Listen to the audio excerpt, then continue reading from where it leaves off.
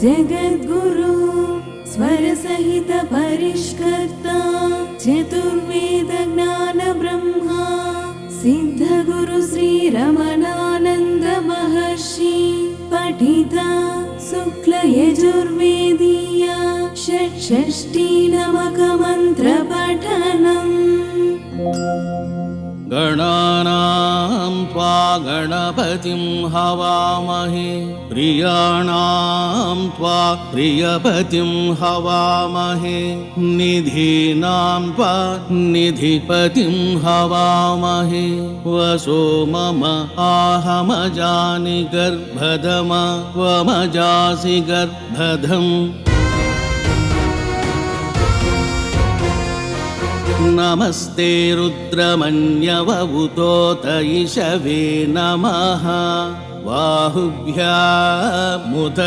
नमः। या ते रुद्रशिवा तनूरघोरा पापकाशिनी तया नस्तन्वा शन्तमया गिरिशन्ताभिचाकसीः। यामिषुं गिरिसन्तहस्ते बिभर्ष्यस्तवे शिवां गिरित्रतां कुरु माहि गुंसेः पुरुषं जगत्। शिवेन वचसा त्वा गिरिशाक्षा वदामसि यथा नः सर्वमिज्जगदयक्ष्मगुं सुमना असत्। अध्यवोचदधिवक्ता प्रथमो दैव्योऽभिषक् अहिगुंश्च सर्वान् जम्भयन् सर्वाश्च यातु धान्यो धराजीः परासुव। असौ यस्ताम्रो अरुणा उत बभ्रुः सुमङ्गलः ये चैनगुं रुद्रा अभितो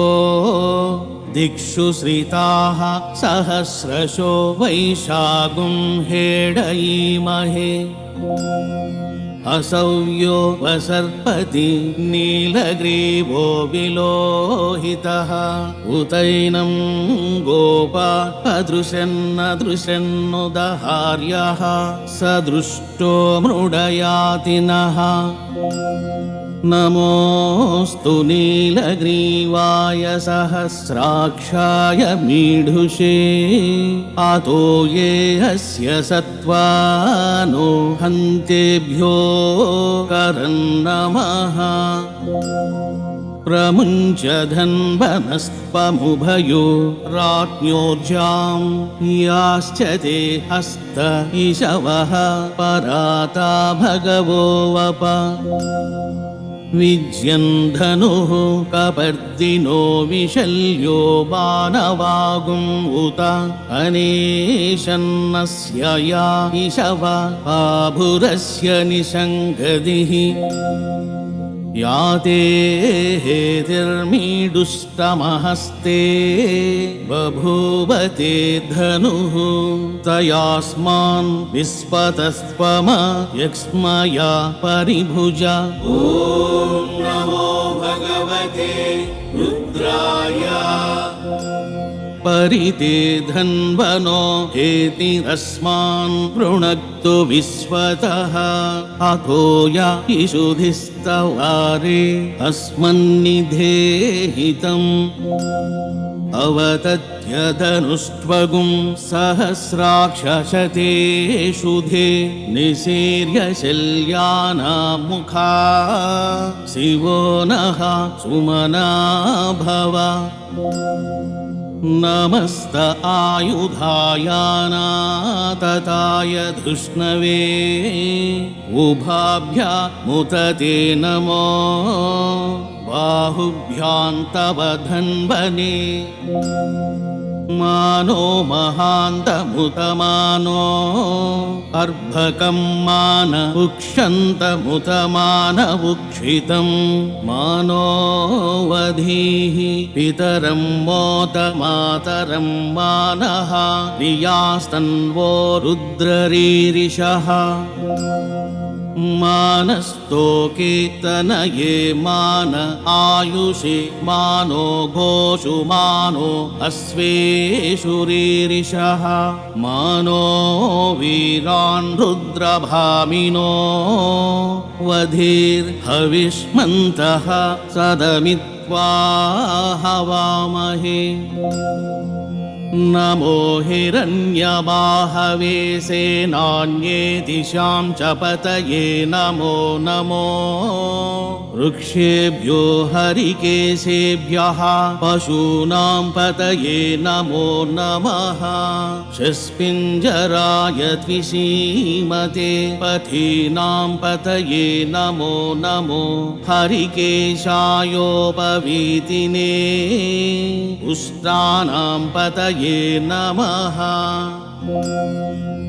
नमो बभ्रुषाय व्याधिने नानां पतये नमो नमो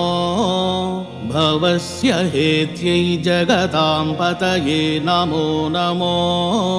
रुद्राय तथायिने क्षेत्राणां पतये नमो नमः सूताय हन्त्यै वनानां पतये नमः नमो रोहिताय स्थपतये वृक्षाणां पतये नमो नमो भुवन्तये वारिवस्कृताय औषधीनां पतये नमो नमो मन्त्रिणे वाणिजाय कक्षाणां पतये नमो नमः उच्चैर्घोषाय क्रन्दयते पत्तीनां पतये नमः नमः कृष्णाय तया धावते सत्त्वनां पतये नमो नमः सहमानाय निव्याधिना आव्याधिनीनां पतये नमो नमो निषङ्गिने ककुभाय स्तेनानां पतये नमो नमो निचेरवे परिचरायारण्यानां पतये नमः नमो वञ्चते परिवञ्चते स्थायूनां पतये नमो नमो निषङ्गिण इसुधिमते तस्कराणां पतये नमो नमः श्रुकायिभ्यो जिघागुंसद्भ्यो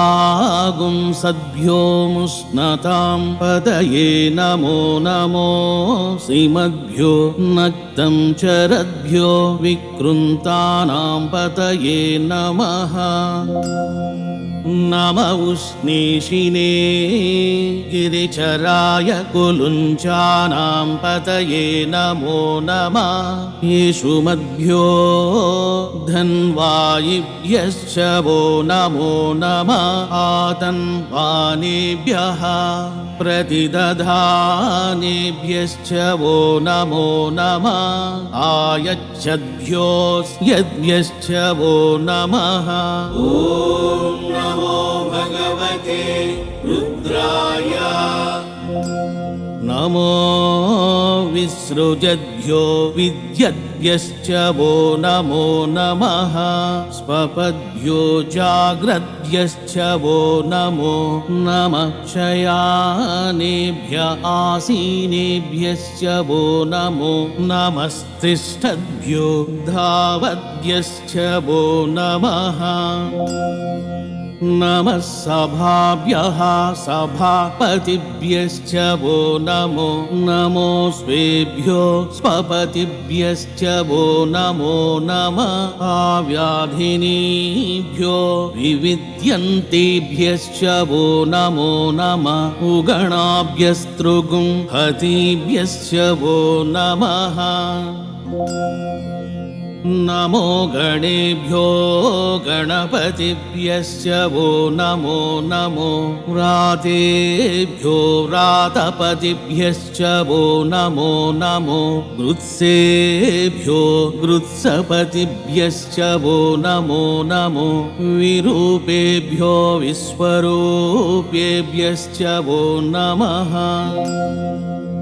नमः सेनाभ्यः सेनानिभ्यश्च वो नमो नमो रथिभ्यो अरथेभ्यश्च वो नमो नमः शत्रुभ्यः संगृहीतृभ्यश्च वो नमो नमो महद्भ्यो अर्भकेभ्यश्च वो नमः नमस्तक्षभ्यो रथकारेभ्यश्च वो नमो नमः कुलालेभ्यः कर्मारेभ्यश्च वो नमो नमो निषादेभ्यः पुञ्जिष्ठेभ्यश्च वो नमो नमः स्वनिभ्यो मृगयुभ्यश्च वो नमः नमः स्वभ्यः स्वपतिभ्यश्च वो नमो नमो भवाय च रुद्राय च नमः शर्वाय च पशुपतये च नमो नीलग्रीवाय च सितिकण्ठाय च नमः कपर्दिने च युक्तकेशाय च नमः सहस्राक्षाय च शतधन्वने च नमो गिरिशयाय च श्रीपिविष्टाय च नमो मीढुष्टमाय चेसुमते च नमो ह्रस्वाय च वामनाय च नमो बृहते च वर्षीयसे च नमो वृद्धाय च सवृधे च नमो ग्र्याय च प्रथमाय च नम आशवे चाजिराय च नमः शीघ्राय च शीभ्याय च नम ऊर्म्याय चावस्वन्याय च नमो नादेयाय च वीप्याय च नमो ज्येष्ठाय च कनिष्ठाय च नमः पूर्वजाय च परजाय च नमो मध्यमाय च पगल्भाय च नमो जघन्याय च बुध्न्याय च नमः शोभ्याय च प्रतिसर्याय च नमो याम्याय च क्षेम्याय च नमः श्लोक्याय च वसान्याय च नमः उर्वर्याय च खल्याय च ॐ नमो भगवते रुद्राय नमो वन्याय च कक्ष्याय च नमः स्रवाय च प्रतिस्रवाय च नमः आशुषेनाय चासुरथाय च नमः शूराय चावभेदिने च नमो बिल्मिने च कवचिने च नमो वर्मिणे च वरुथिने च नमः श्रुताय च श्रुतसेनाय च नमो दुन्दुभ्याय चाहनन्याय च नमो धृष्णवे च प्रमृषाय च नमो निषङ्गिणे चेसुधिमते च नमः तीक्ष्णेशवे चायुधिने च नमः स्वायुधाय च सुधन्वने च नमः श्रुत्याय च पत्याय वैदग्ध्याय च नमः काट्याय च नीप्याय च नमः कुल्याय च सरस्याय च नमो नादेयाय च पैशन्ताय च नमः कूप्याय च वट्याय च नमो वीध्याय च तप्याय च नमो मेध्याय च विद्युत्याय च नमो वर्ष्याय च वर्ष्याय च नमो वाक्याय च रेश्म्याय च नमो वास्तव्याय च वास्तुपाय च नमः सोमाय च रुद्राय च नमस्ताम्राय च रुणाय च नमः शङ्गवे च पशुपतये च नम उग्राय च भीमाय च नमोऽग्रे वधाय च दूरे वधाय च नमो हन्त्रे च हनीयसे च नमो वृक्षेभ्यो हरिकेशेभ्यो नमस्ताराय नमः शम्भवाय च मयो भवाय च नमः शङ्कराय च मयस्कराय च नमः शिवाय च शिवतराय च नमः पार्याय च वार्याय च नमः प्रतरणाय चोत्तरणाय च नमस्तीर्थ्याय च कूल्याय च नमः शस्प्याय च हीन्याय च नमः सिकत्याय च प्रवाह्याय च नमः किगुंसिलाय च शयनाय च नमः कपर्दिने च पुलस्तये च नमः हिरण्याय च प्रपच्याय च नमो व्रज्याय च गोष्ठ्याय च नमस्तल्प्याय च गेह्याय च नमो हृदयाय च निवेश्याय च नमः काठ्याय च गह्वरेष्ठाय च ॐ नमो भगवते रुद्राय नमः शुष्क्याय च हरित्याय च नमः पागुं सौव्याय च रजस्याय च नमो लोप्याय चोलप्याय च नमः ऊर्व्याय च सूर्याय च नमः पर्णाय च पर्णशदाय च नमः उद्गुरमाणाय चाभिघ्नते च नमः आखिदते च प्रखिदते च नमः ईशुकृद्भ्यो धनुष्कृद्भ्यश्च वो नमो नमो वः किरिकेभ्यो देवानागुं हृदयेभ्यो नमो विचिन्वत्केभ्यो नमो विक्षिणत्केभ्यो नमः आनिर्हतेभ्यः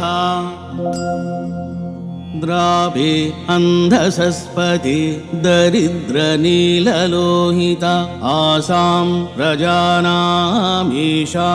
पशूनां माभिर्मा रोङ्मोचनः किञ्चन ममत् इमा रुद्राय तवसे कपर्दिने क्षयद्वीराय प्रभरामहे मतीः यथा शमसद्विपदे चतुष्पदे विश्वम् पुष्टं ग्रामे अस्मिन्ननातुरम् याते रुद्रशिवा तनोः शिवा निस्वाहा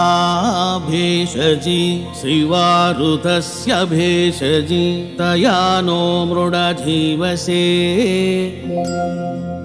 परिणो रुद्रस्य हेतिर्पृणक्त् परित्वेषस्य दुन्मति रघायोः अवस्थिरा मघवद्यस्तनुष्व मीड्भस्तोकायतनयाय मृड मीडुष्टम शिवतम शिवो नः सुमना भव परमे वृक्ष आयुधं निधाय कृत्तिं वसान आचर पिनाकं बिभ्रदागहि विकिरिद्रविलोहित नमस्ते अस्तु भगवः यास्ते सहस्रगुं हेतयोऽयमस्मन्निवपन्तु ताः सहस्राणि सहस्रशो बाहोस्तव हेतयः तासामीशानो भगवः पराचीनामुखाकृधि असंख्याता सहस्राणि ये रुद्रा अधिभूम्यां तेषागुं सहस्रयोजनेव धन्वानि तन्मसि अस्मिन् महत्यन्नवेन्तरिक्षे भवा अधि तेषागुं सहस्रयोजनेव धन्वानि तन्मसि ॐ नमो भगवते रुद्राय नीलग्रीवाः शिथिकण्ठादिवगुं रुद्रा उपश्रिताः तेषागुं सहस्रयोजनेव धन्वानि तन्मसि नीलग्रीवाः शिथिकण्ठाः शर्वा अधः क्षमाचराः तेषागुं सहस्रयोजनेव धन्वानि तन्मसि ये वृक्षेषु शिस्पिञ्जर नीलग्रीवा विलोहिताः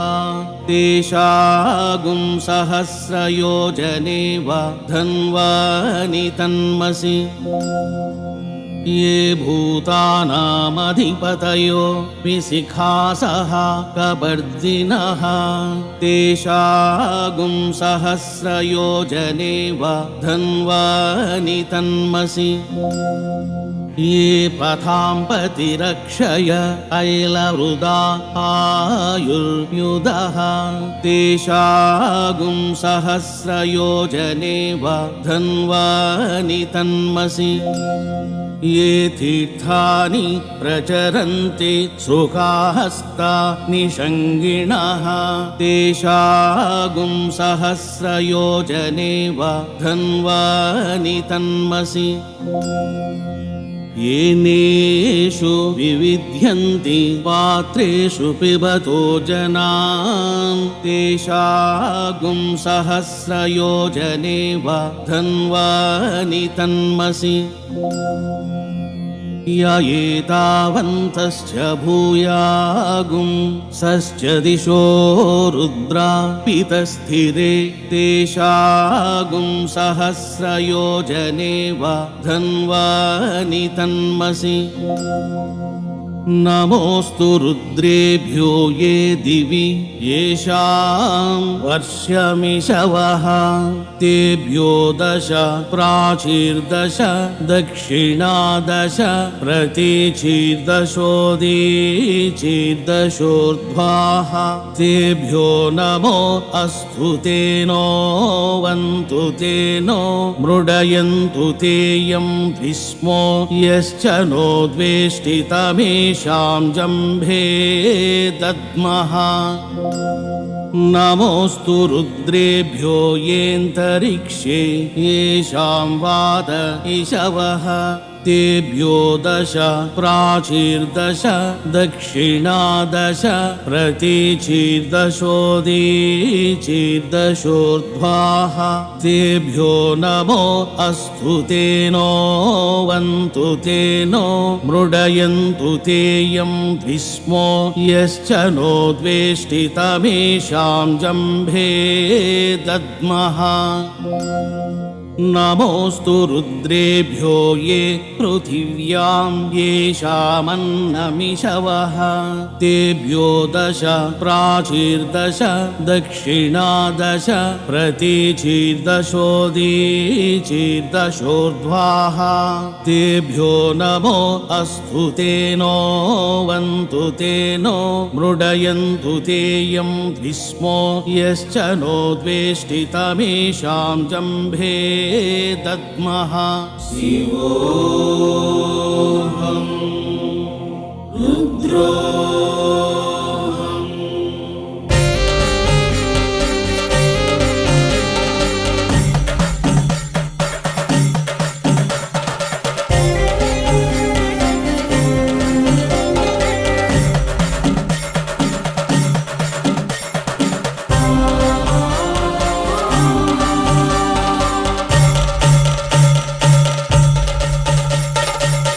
अथ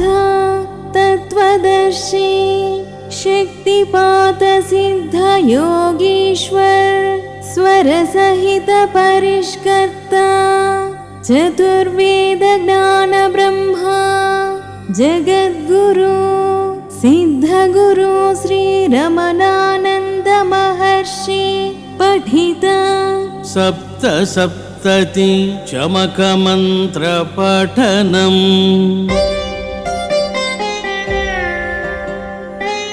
वाजश्च मे प्रसवश्च मे प्रयतिश्च मे प्रसितिश्च मे धीतिश्च मे क्रतुश्च मे स्वरश्च मे श्लोकश्च मे स्रवश्च मे श्रुतिश्च मे ज्योतिश्च मे स्वश्च मे यज्ञेन कल्पन्ताम् प्राणश्च मे पानश्च मे व्यानश्च मे सुश्च मे चित्तं च माधीतं च मे वाक्ष मे मनश्च मे चक्षुश्च मे श्रोत्रं च मे दक्षश्च मे बलं च मे यज्ञेन कल्पन्ताम् ओजश्च मे सहश्च म आत्मा च मे तनुश्च मे शर्म च मे वर्म च मेऽङ्गानि च मे स्तीनि च मे परोगुंसि च मे शरीराणि च म आयुश्च मे जरा च मे यज्ञेन कल्पन्ताम् ज्येष्ठ्यं च म आधिपत्यं च मे मन्युश्च मे भामश्च मे मश्च मेऽम्भश्च मे जेमा च मे महिमा च मे वरिमा च मे प्रतिमा च मे वर्षिमा च मे द्राघिमा च मे वृद्धं च मे वृद्धिश्च मे यज्ञेन कल्पन्ताम्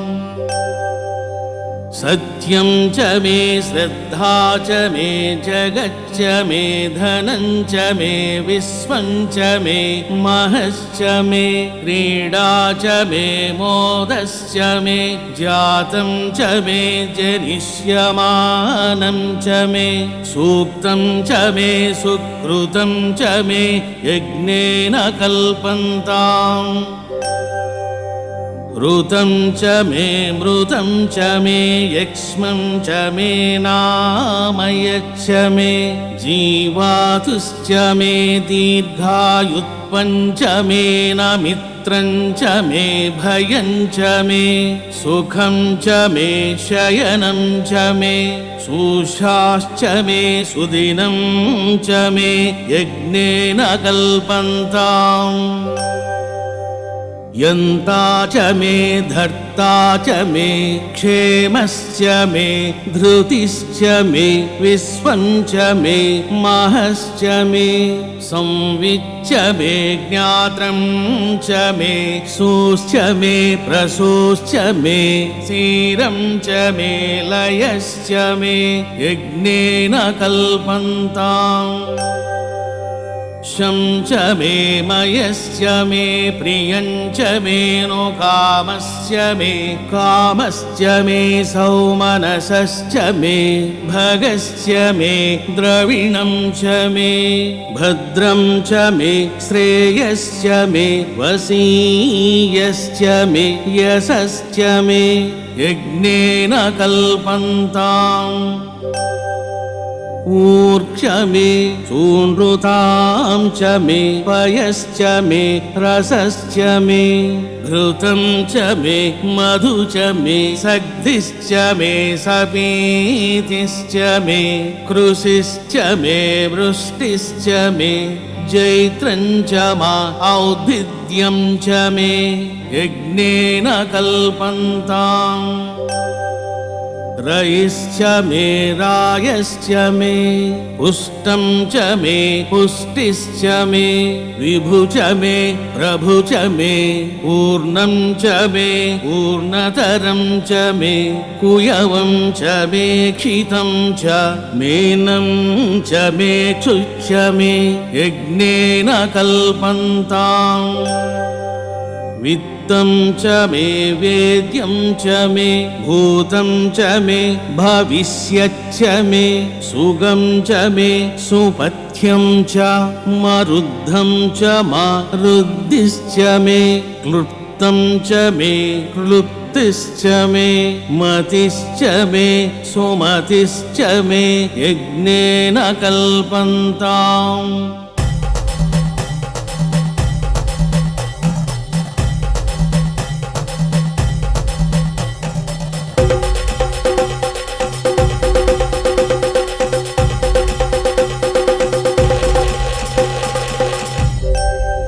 व्रीहयश्च मे यवाश्च मे माशाश्च मे तिलाश्च मे मुद्गाश्च मे खल्वाश्च मे प्रियङ्गवश्च मेणवश्च मे श्यामाकाश्च मे नीवाराश्च मे गोधूमाश्च मे मसूराश्च मे यज्ञेन कल्पन्ताम् अस्मा च मे मृत्तिका च मे गिरयश्च मे पर्वताश्च मे सिकताश्च मे वनस्पतयश्च मे हिरण्यं च मे यश्च मे श्यामं च मे लोहं च मे सीसं च मे त्रपु च मे यज्ञेन कल्पन्ताम् अग्निश्च मा आपश्च मे वीरुदश्च मा ओषधयश्च मे कृष्टपक्ष्याश्च मे ग्राम्याश्च मे पशवा आरण्याश्च मे वित्तं च मे वित्तिश्च मे भूतं च मे भूतिश्च मे यज्ञेन कल्पन्ताम् वसु च मे वसतिश्च मे कर्म च मे शक्तिश्च मे तश्च मा येमश्च मा इत्या च मे गतिश्च मे यज्ञेन कल्पन्ताम् अग्निश्च मा इन्द्रश्च मे सोमश्च मा इन्द्रश्च मे सविता च मा इन्द्रश्च मे सरस्वती च मा इन्द्रश्च मे पूषा च मा इन्द्रश्च मे बृहस्पतिश्च मा इन्द्रश्च मे यज्ञेन कल्पन्ताम् मित्रश्च मा इन्द्रश्च मे वरुणश्च मा इन्द्रश्च मे धाता च मा इन्द्रश्च मे त्वष्टा च मा इन्द्रश्च मे मरुतश्च मा इन्द्रश्च मे विश्वे च मे देवा इन्द्रश्च मे यज्ञेन कल्पन्ताम् पृथिवी च मा इन्द्रश्च मेऽन्तरिक्षं च मा इन्द्रश्च मे द्यौश्च मा इन्द्रश्च मे समाश्च मा इन्द्रश्च मे नक्षत्राणि च मा इन्द्रश्च मे दिशश्च मा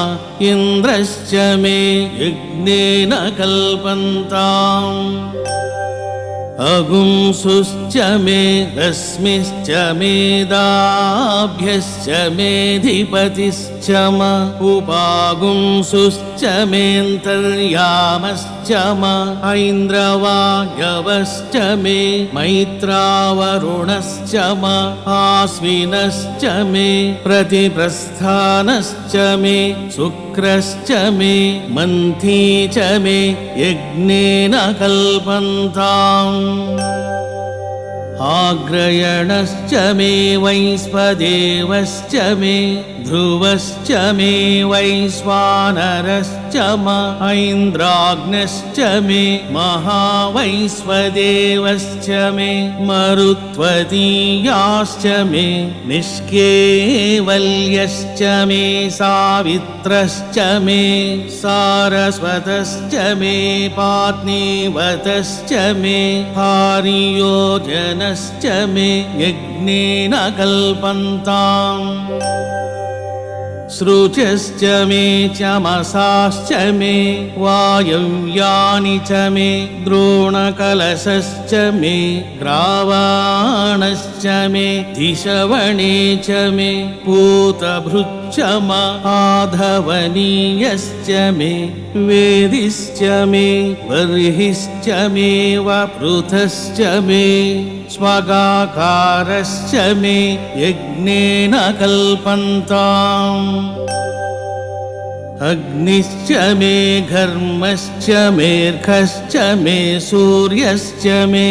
प्राणश्च मे स्वमेधश्च मे पृथिवी च मे दितिश्च मे दिदिश्च मे द्यौश्च मेऽङ्गुलय शक्परयो दिशश्च मे यज्ञेन कल्पन्ताम्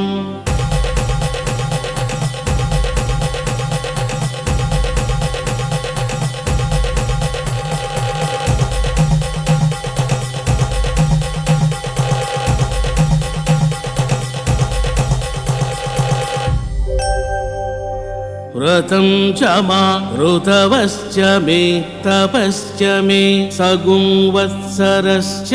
मे होरात्रे ऊर्वष्ठीवे बृहद्रथन्तरे च मे यज्ञेन कल्पन्ताम् एका च मे तिस्रश्च मे पञ्च च मे सप्त च च मे नव च म एकादश च मे त्रयोदश च मे पञ्चदश च मे सप्तदश च मे नवदश च म एकविंशतिश्च मे त्रयोविंशतिश्च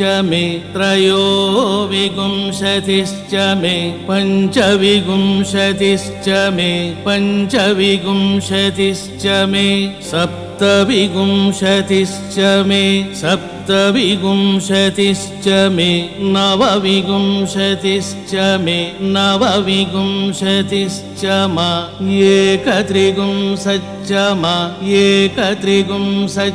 मे त्रयस्त्रिंशच्च मे यज्ञेन कल्पन्ताम् चतस्रश्च मेष्ठौ च मे द्वादश च मे षोडश च मे विंशतिश्च मे चतुर्विंशतिश्च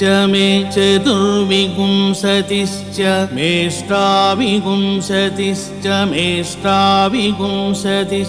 मे द्वात्रिंशच्च मे मे द्वात्रिगुं सच्च मे षट्त्रिगुं सच्च मे षट्त्रिगुं सच्च मे चत्वारिगुं सच्च मे चत्वारिगुं सच्च मे चतुश्चत्वारिगुं सच्च मे चतुश्चत्वारिगुं सच्च मेष्टाचत्वारिगुं सच्च मे यज्ञेन कल्पन्ताम् त्र्यविश्च मे त्र्यवीच मे दित्यवाच मे दित्यौही च मे पञ्चाविश्च मे पञ्चावीच मे त्रिवत्सश्च मे त्रिवत्सा च मे तुर्यवाच मे तुर्यौही च मे यज्ञेन कल्पन्ताम् पष्ठवाच मे पष्ठौही च मा उक्षा च मे वशा च मा वृषभश्च मे रेहच्च मे नड्वागुंश्च मे धेनुश्च मे यज्ञेन कल्पन्ताम् वाजाय स्वाहा प्रसवाय स्वाहा बीजाय स्वाहा क्रतवे स्वाहा वसवे स्वाहा हर्पतये स्वाहाह्ने मुग्धाय स्वाहा मुग्धाय वैनगुंसिनाय स्वाहा विनगुंसिन आन्त्यायनाय स्वाहा भुवनाय स्वाहा भुवनस्य पतये स्वाहाधिपतये स्वाहा प्रजापतये स्वाहा इयं तेरान्मित्राय यन्तासि यमन ऊर्जे त्वा वष्ट्यै त्वा प्रजानां त्वाधिपत्याय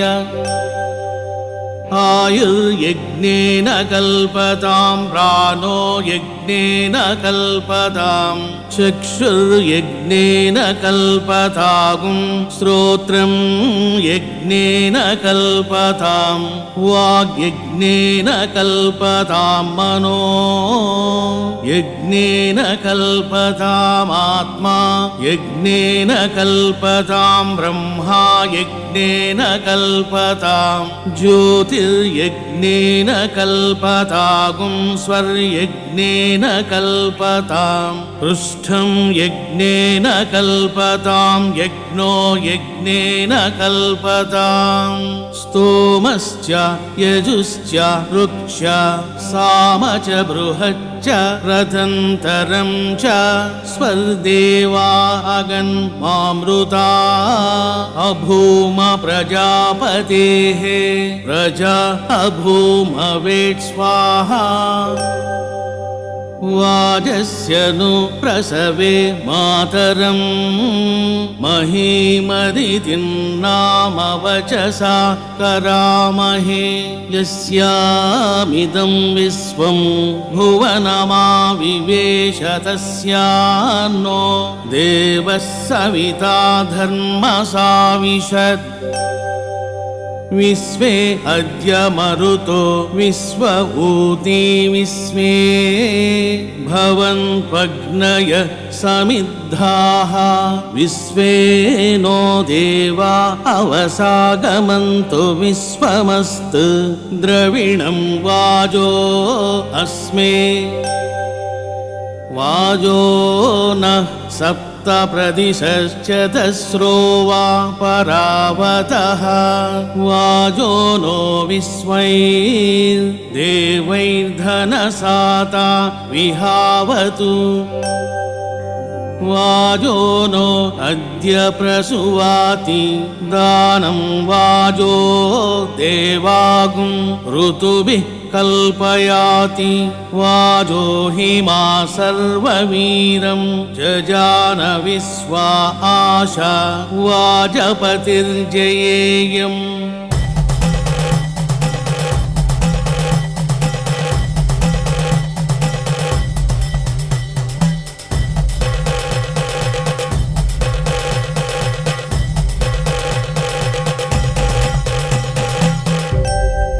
वाज पुरस्तादुतमध्यतो नो वाजो देवान् हहिषा वर्धयाति वाजो हि मा सर्ववीरं चकार सर्वा आशा वाजपतिर्भवेयम् सम्मा सृजामि पयसा पृथिव्या सम्मा सृजां यद्भिरोषधीभिः सोऽहं वाजगुंसनेयमग्ने पय पृथिव्यां पय ओषधीषु पयो दिव्यन्तरिक्षे पयोधाः पयस्वती प्रदिशः सन्तु मह्यम् देवस्य त्वा सवितुः प्रसवेस्विनोर्बाहुभ्याम् उष्णो हस्ताभ्याम् सरस्वत्यै वाचो यन्तु यन्त्रेणाग्नेः साम्राज्येनाभिषिञ्चामि ऋताषाढृतधामाग्निर्गन्धर्वस्तस्यौषधयो सरसो मुदो नाम सन इदं ब्रह्मा क्षत्रं पातु तस्मै स्वाहा वार्ताभ्यः स्वाहा सगुं हितो विश्वसाम सूर्यो गन्धर्वस्तस्य मरीचयो सरस आयुवो नाम सन इदं ब्रह्मा क्षत्रं पातु तस्मै स्वाहा वार्ताभ्यः स्वाहा शुषुम्नः सूर्यरश्मिश्चन्द्रमा गन्धर्वस्तस्य नक्षत्राण्यप्सरसो भेकुरयो नाम सन इदं ब्रह्मा क्षत्रं पातु तस्मै स्वाहा वार्ताभ्यः स्वाहा इशिरो विश्वव्यच वातो गन्धर्वस्तस्यापो अप्सरस ऊर्जो नाम सन इदं ब्रह्मा क्षत्रं पातु तस्मै स्वाहा वार्ताभ्यः स्वाहा भुज्युः सुपर्णो यज्ञो गन्धर्वस्तस्य दक्षिणा अप्सरसा स्थावा नाम सन इदं ब्रह्मा क्षत्रं पातु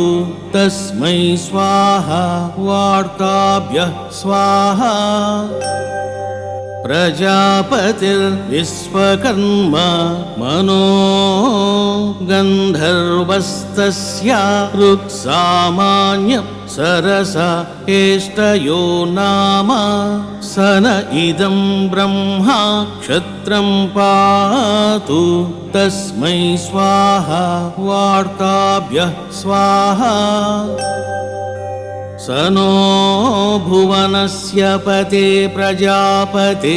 यस्य त उपरि गृहा यस्य वेहा अस्मै ब्रह्मणेस्मै क्षत्राय महि शर्म यच्छ स्वाहा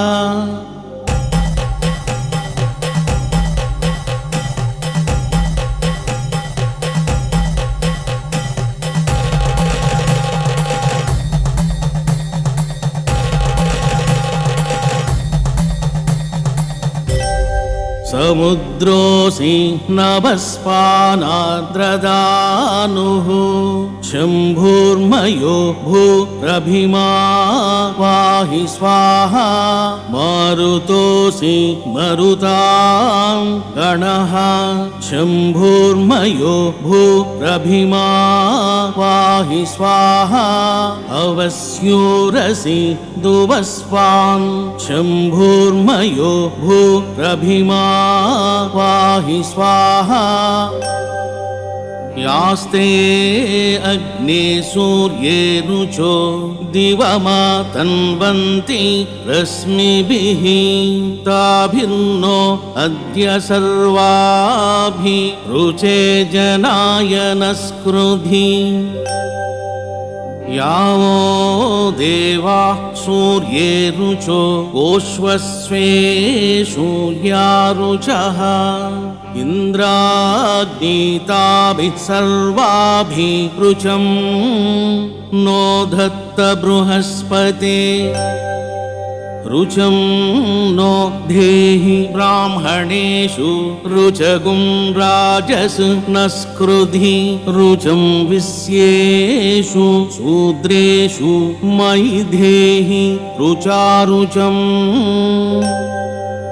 तत्त्वायामि ब्रह्मणा वन्दमानस्तदा शास्ते यजमानो हविर्भिः अहेडमानो वरुणेह ओद्युरुषगुं समान आयुः प्रमोषिः स्वर्णकर्म स्वाहा स्वर्णार्कः स्वाहा स्वर्णशुक्रः स्वाहा स्वर्णज्योतिः स्वाहा स्वर्णसूर्यः स्वाहा अग्निं युनस्मि शवसा घृतेन दिव्यगुं सुपर्णं वयसा बृहन्तम् तेन वयं गमेम रत्नस्य विस्तपगुं स्वोरुहाणा अधिनाकमुत्तमम् इमौ ते पक्षा वजरौ पतत्रिनौ याभ्यागुं रक्षागुं स्यापहगुं स्यग्ने ताभ्यां पतेम सुकृतामुलोकं यत्र ऋषयो जग्मुः प्रथमजाः पुराणाः इन्दुर्दक्षः स्येना ऋतावा हिरण्यपक्षः शकुनो भुरन्युः महान्त सदस्थे ध्रुव निषत्तो नमस्ते अस्तु मामाहि गुंसेः दिवो मूर्धासि पृथिव्या नाभिरूर्गपामोषधीनां विश्वायुष्यर्म सप्रथा नमस्पथे विश्वस्य मूर्धन्नधि तिष्ठसि श्रित समुद्रे ते हृदय मप्स्वायुरपोदत्तो दधिं भिन्त दिवस्पर्जन्यादन्तरिक्षात् पृथिव्यास्ततो नो वृष्ट्याव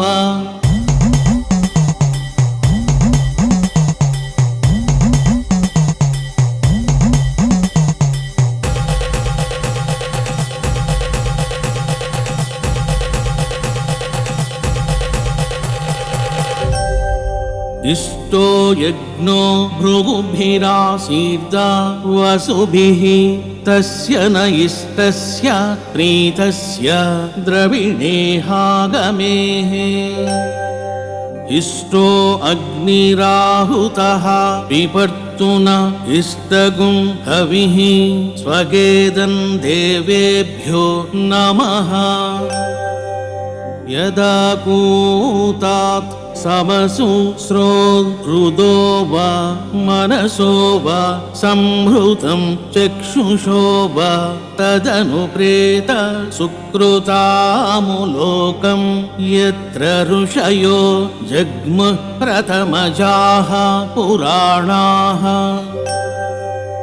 एतगुं सधस्था परिते दधामि यमावहाच्छेवधिं जातवेदाः अन्वागन्ता यज्ञपतिर्वो अत्र तगुं स्म जानीत परमे व्योमन् एतं जानाथ परमे व्योमन् देवाः सदस्थाविद रूपमस्य यदा गच्छात् पथिभिर्देवयानै पृष्ठापूर्ते कृणवाथाविरस्मै उद्बुध्यस्वाग्ने प्रतिजागृहि त्वमिष्टापूर्ते सगुं सृजेथा मयं च अस्मिन्त सधस्ते अद्युत्तरस्मिन् विश्वे देवा यजमानश्च सीदत येन वहसि सहस्रं येनाग्ने सर्ववेदसं तेनेमं यज्ञं नो नय स्वर्देवेषु गन्तवे प्रस्तरेण परिधिना सृजा वेद्या च बर्हिषा रुचेमं यज्ञं नो नय स्वर्देवेषु गन्तवे यद्दत्तं यत्परादानं यत्पूर्तं याश्च दक्षिणाः तदग्निर्वैश्वकर्मणः स्वर्देवेषु नो दधत् यत्र धारा अनपेता मधोर्घृतस्य जयाः तदग्निर्वैश्वकर्मणः स्वर्देवेषु नो दधत् अग्निरस्मि जन्मना जातवेद घृतं मे चक्षुरमृतं आसन् अर्कस्त्रिधातु रजसो विमानोजस्रो धर्मो हविरस्मि नाम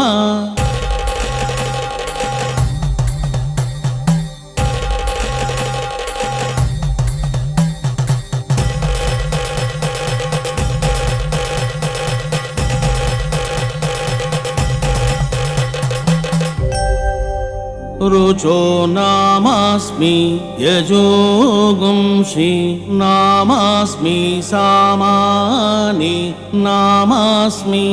ये अग्नयः पाञ्चजन्या अस्यां पृथिव्यामधि तेषामसि त्वमुत्तमः प्रणो जीवातवे सुवा वार्त्रहत्याय शवसे पृतनाशाह्याय च इन्द्र त्वावर्तयामसि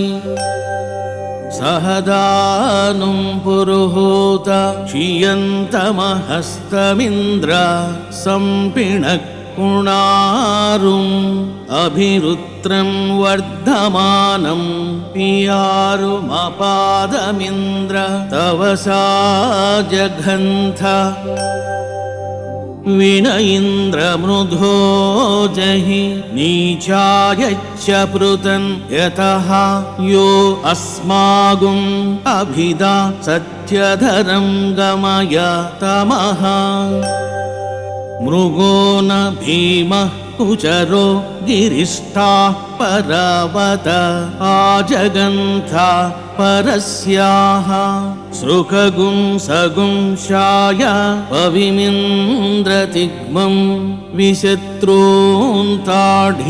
विमृधो नुदस्व वैश्वानरो न ऊतया आप्रयात् परावतः अग्निर्न सुष्टुतिरुप पृष्टो दिवि पृष्टो अग्निः पृथिव्यां पृष्टो विश्वा ओषधिराविवेश वैश्वानर सहसा पृष्टो अग्निः स नो दिवा सरिषस्पात् नक्तम् अस्यामतं काममग्ने तवोति अस्याम रयिगुं रयिव सुवीरम् अस्याम वाजमभि वाजयन्तो श्याम द्युम्नमजरा जरं ते वयं ते अद्य ररिमाहि काममुत्तानहस्त नमसोपसद्य यजिष्ठेन मनसा यक्षिदेवानश्रेधत मन्मना विप्रो अग्ने धामच्चदग्निरिन्द्रो ब्रह्मा देवो बृहस्पतिः सचेतसो विश्वे देवा यज्ञं प्रावन्तु नः शुभे त्वं यविष्ठा दाशुषो नृगुंहुपाहि शृणुधि गिरः रक्षा तोकमुतत्मना